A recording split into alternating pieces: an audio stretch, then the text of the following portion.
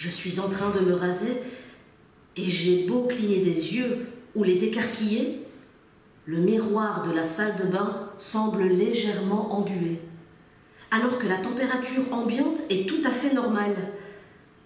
Je frotte avec le gant de toilette, puis sèche avec l'essuie-main. Pas de changement. Une brume très légère couvre mon reflet.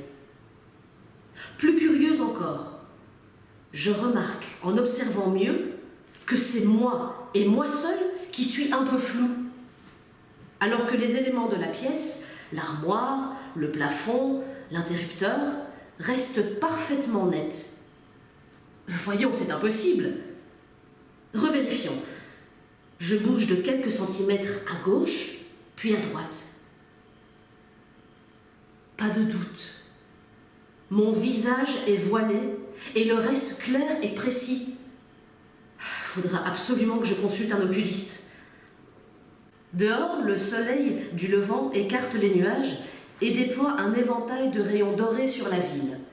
J'en profite pour ouvrir toutes grandes les fenêtres et inonder l'appartement d'un flot de lumière qui projette un théâtre d'ombre sur les murs de la cuisine. Je sursaute une nouvelle fois, car mon ombre est grise, non pas noire comme celle de la chaise ou du pied de la table, mais grise, terne. C'est tout simplement incroyable. Je tends la main vers un vase et compare sur le mur. Ahurissant! La silhouette de la potiche est parfaitement découpée alors que la mienne paraît délavée. Et cette différence n'a rien à voir avec le papier peint, car j'ai beau déplacer mon bras, l'ombre qui suit le mouvement demeure un rien transparente, comme atténuée. Heureusement, un nuage passe lentement devant le soleil, effaçant du même coup l'objet de mes étonnements. Je vais passer un petit coup de vent au ministère, histoire de vider le couloir de sa cargaison quotidienne d'archives et me rendre ensuite, selon un scénario désormais bien établi, au café de l'horloge, où je m'assois invariablement au fond de la salle, près de la grande baie vitrée. Aujourd'hui est un peu exceptionnel. Nous sommes mardi, et ce jour-là, vers 12h30, une demoiselle, très comme il faut, vient siroter un café durant son heure de pause. Je n'ai rien, mais alors là, rien d'un coureur de jupons. Je suis bien trop modeste et timide.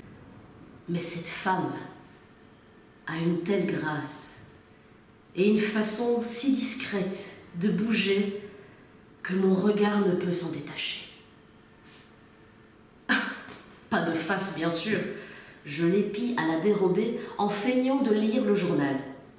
Je suis, avec ravissement, la main gantée qui puise dans le sucrier, la cuillère argentée qu'elle tourne doucement, bien droite, dans la tasse en porcelaine. Je rêve que nous sommes attablés en devisant de choses et d'autres. Elle m'écoute en penchant délicatement son chignon d'un blond cendré. Des boucles un peu folles dansent sur sa nuque, comme autant de taches de lumière que contient un léger châle de soie. La réalité est tout autre, cela va sans dire. Lorsqu'elle pénètre dans l'auberge, en faisant tintanabuler la porte, j'ai déjà le visage enfoui derrière les feuilles déployées de mon quotidien, avec l'impression horrible que mes grandes oreilles virent à l'écarlate. Elle ne me voit donc pas, et comme le plus souvent elle prend place en tournant le dos, il y a gros à parier qu'elle ignore jusqu'à ma présence. Voilà, vous savez tout.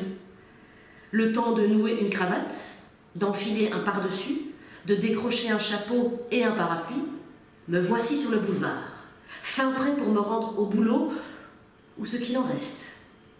Je ne suis pas mécontent et me surprends même à siffloter.